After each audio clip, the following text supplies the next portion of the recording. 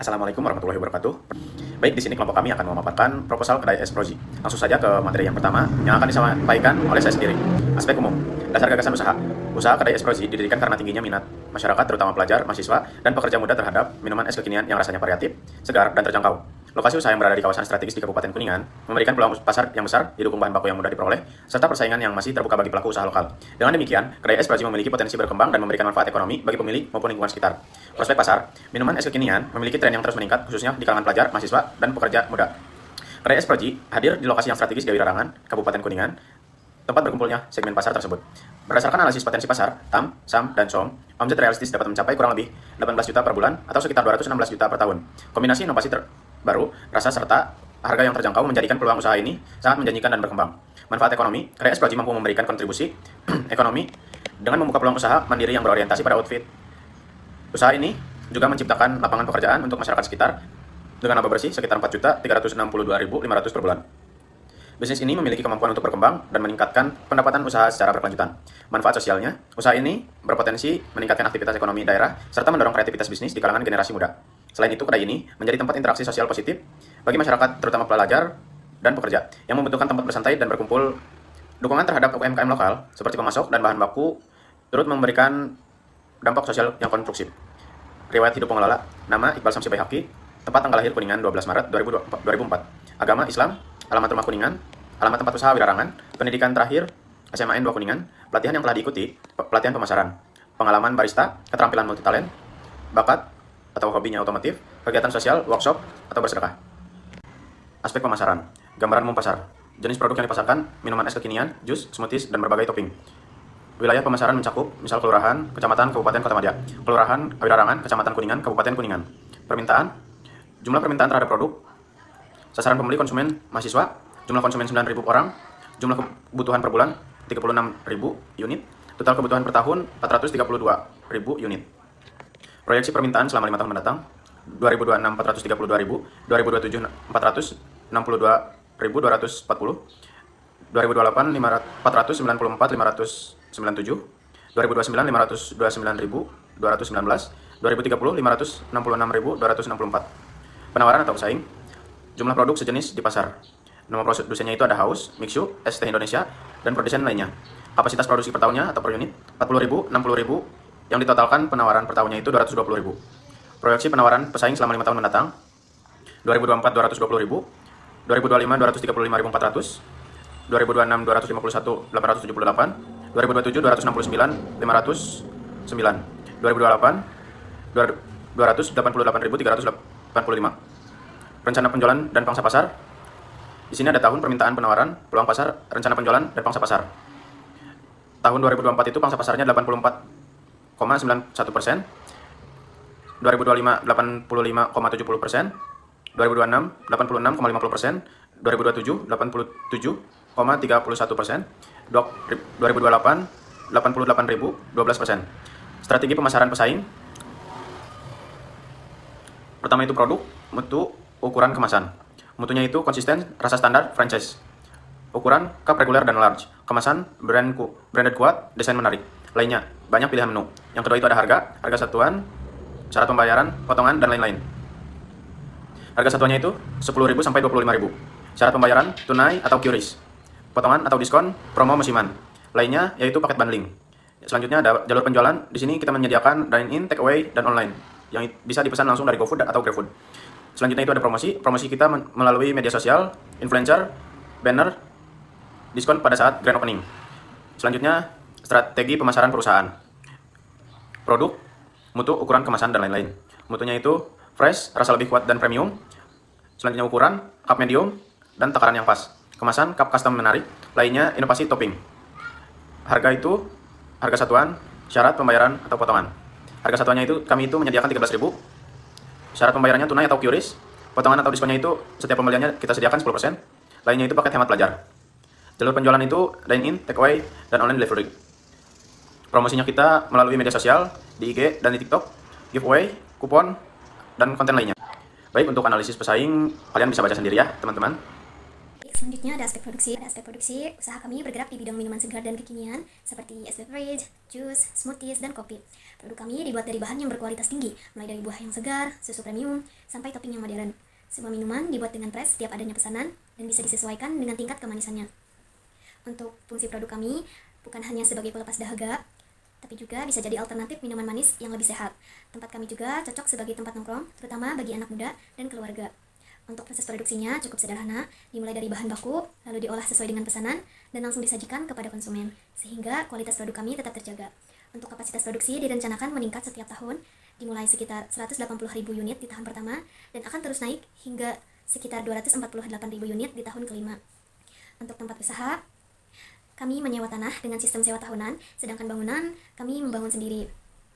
Untuk utilitas seperti listrik, air, dan WiFi sudah dipersiapkan dengan biaya sekitar 9 juta rupiah. Untuk peralatan produksi, sudah cukup lengkap dengan total investasi mesin dan peralatan sekitar 100 juta rupiah, serta didukung oleh 1 unit kendaraan untuk kegiatan operasional. Kebutuhan bahan baku di tahun pertama sekitar 348 juta rupiah dan ketersediaannya relatif aman dikarenakan mudah diperoleh. Untuk tenaga kerja langsung terdiri dari barista, kasir, dan helper dengan total 10 karyawan dan total biaya gaji sekitar 18 juta rupiah. Untuk biaya umum sekitar 18 juta rupiah per tahun, dan untuk limbah dilakukan pemilihan sampah organik dan anorganik dengan biaya pengelolaan sekitar 1,2 juta rupiah per tahun tanpa memerlukan IPL, dikarenakan sampah produksi kami dapat dikategorikan sebagai limbah rumah tangga. Terima kasih. Baik, selanjutnya yaitu aspek organisasi dan sumber daya manusia. Profil usaha Kedai Es Proji merupakan usaha berbentuk UMKM yang berdiri pada tahun 2025, berlokasi di Desa Awirarangan, Kabupaten Kuningan, dan dipimpin langsung oleh pemilik usaha Iqbal Samsi Baihaqi. Selanjutnya, struktur organisasi dibuat sederhana namun efektif, terdiri dari direktur sebagai pengambil keputusan utama, manajer yang bertugas mengawasi operasional, serta beberapa posisi pendukung seperti staf administrasi, petugas kebersihan, keamanan, dan pengemudi. Struktur ini disesuaikan dengan skala usaha agar koordinasi berjalan cepat dan efisien. Selanjutnya, untuk pembagian tugas, direktur bertanggung jawab memimpin dan menentukan kebijakan usaha, manajer berperan mengawasi jalannya kegiatan operasional, staf menangani administrasi dan pelayanan, serta bagian lainnya pendukung dari sisi kebersihan, keamanan, dan pengiriman. Total biaya gaji karyawan dalam 1 tahun mencapai sekitar 572 juta yang disesuaikan dengan skala dan kebutuhan usaha. Selanjutnya, dari aspek perizinan, Kedai Es Proji telah menyiapkan beberapa perizinan utama seperti izin prinsip, surat izin tempat usaha, SIUP, TDP, NPWP, serta akta pendirian. Total biaya perizinan yang dibutuhkan sekitar 3,1 juta sehingga usaha dapat berjalan secara legal dan resmi.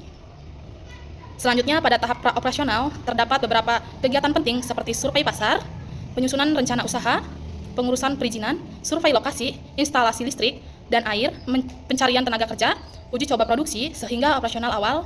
Total biaya pra-operasional yang dibutuhkan adalah sekitar 13,5 juta.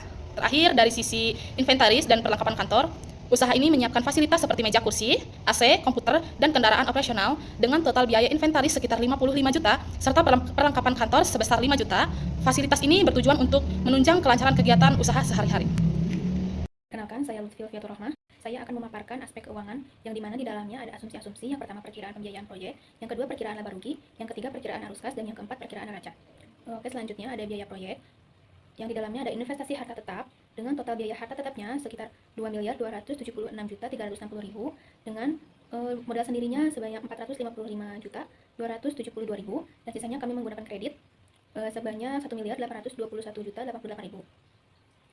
Selanjutnya ada investasi praoperasional, yang di dalamnya mencakup survei pasar, penyusun rencana usaha, mengurus perizinan, survei tempat usaha, survei mesin dan peralatan, instalasi listrik, air, dan telepon, mencari tenaga kerja, uji coba produksi dan operasional, dengan total biaya praoperasionalnya sebanyak 13.500.000, dan kami menggunakan modal sendiri. Selanjutnya, total investasi A dan B yaitu sekitar 2.289.860.000, dengan total modal sendirinya sebanyak 468.772.000, dan kreditnya sebanyak 1.821.088.000. Selanjutnya ada modal kerja, yang dimana ada biaya pokok produksi dan biaya usaha, yang dimana biaya total pokok produksinya sebanyak 384.650.000, dan total biaya usahanya sebanyak 878.601.300. Dan selanjutnya total biaya operasi per 5 bulan pertama yaitu sekitar 1.263.251.300. Modal kerja 1/5 dikali biaya operasi yaitu sebanyak 252.650.260 dengan biaya sendiri, menggunakan biaya sendiri. Dan selanjutnya total biaya per proyek C dan D yaitu sekitar 2.552.510.260 dengan modal sendirinya 721.422.260 dan sisanya menggunakan kredit sebanyak 1.821.088.000 dengan persentasenya totalnya itu ada 100% dan total biaya modal sendirinya 28% dan kreditnya 72%. Terima kasih.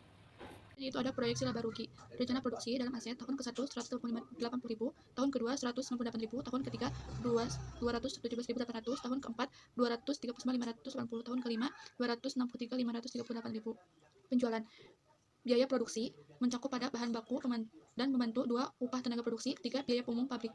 Total biaya pokok produksi tahun pertama yaitu 3.840.650.000, tahun kedua 423.115.000, tahun ketiga 465.426.500, tahun keempat 51.969.150, tahun kelima 563.180.65. Laba kotor tahun pertama yaitu 1.955.350.000, tahun kedua 2.150.885, tahun ketiga 236.973.500, tahun keempat 2.602.575.850.000, tahun kelima 2.862.827.935.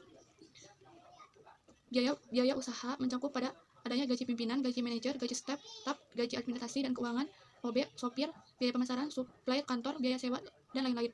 Total biaya usaha sebulan, tahun pertama 878.601.300, tahun kedua 678.601.300, tahun ketiga 878.661.300, tahun keempat 878.601.300, tahun kelima 878.601.300.000. Penyusutan dan amortisasi mencakup pada penyusutan, amortisasi. Selanjutnya ada total biaya usaha. Total biaya usaha tahun pertama 885.399.000, tahun kedua 885.399.900, tahun ketiga sampai tahun kelima sama hasilnya. Total usaha 169.950.000, tahun kedua 1.265.485.000, tahun ketiga 1.440.573.589, tahun keempat 1.717.170.939, tahun kelima 1.967.428.24.000. Selanjutnya yaitu pajak. Tahun pertama 53.497.000, tahun kedua 28.286.899.270, tahun ketiga 39.548, tahun keempat 482.589.718, tahun kelima 570.667, yaitu labanya 481.477.550, tahun kedua 711.998.000, tahun ketiga 995.280, tahun keempat 1.167.709, tahun kelima 101.373.264. BEP-nya yang tahun pertama 45%, tahun kedua 41%, tahun ketiga 37%, tahun keempat 34%, tahun kelima 31%. Selanjutnya itu ada penyusutan, meliputi bangunan, mesin dan peralatan, inventaris kantor, kendaraan lain-lain. Nilai dalam rupiah 300.000, mesin dan peralatan 160.000, inventaris kantor 55.000, kendaraan 20.400, lain-lain kosong.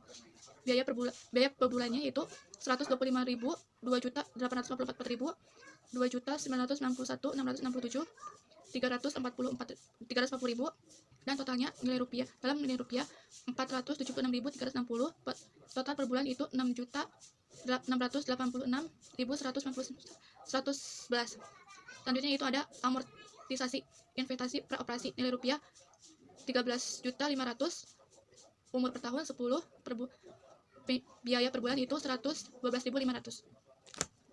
Baik, saya Yati Sumiati. Di sini saya akan menjelaskan tentang proyeksi arus kas dalam rupiah dan neraca. Yang pertama itu ada total penjualan, tahun kosong itu kosong, tahun pertama ada 2.340.000.000, tahun kedua 2.574.000.000, tahun ketiga 2.831.400.000, tahun keempat 3.114.540.000, tahun kelima 3.425.994.000. Yang pertama itu ada arus kas masuk, diantaranya yaitu penjualan tunai, penerimaan piutang, modal sendiri, kredit investasi, kredit modal kerja, dan saldo kas awal. Total kas masuk tahun kosong yaitu 2.542.510.260, tahun pertama 2.592.650.260, tahun kedua 2.900.178.759, tahun ketiga 3.460.728.015, tahun keempat 4.291.199.853, tahun kelima 5.362.414.153. Selanjutnya itu arus kas keluar, diantaranya ada investasi, biaya pokok produksi, biaya usaha sebelum penyusutan, dan amortisasi, bunga, dan pajak. Total kas keluar tahun kosong yaitu 2.289.860.000, tahun pertama 1.851.723.849, tahun kedua 1.856.103.092, tahun ketiga 1.869.320.509, tahun keempat 1.940.032.048, tahun kelima 2.045.900.930. Kas neto dari total kas masuk sampai total kas keluar tahun kosong yaitu 252.650.260, tahun pertama 740.926.411, tahun kedua 1.044.075.667, tahun ketiga 1.591.407.505, tahun keempat 2.351.167.805, dan tahun kelima yaitu 3.316.513.223.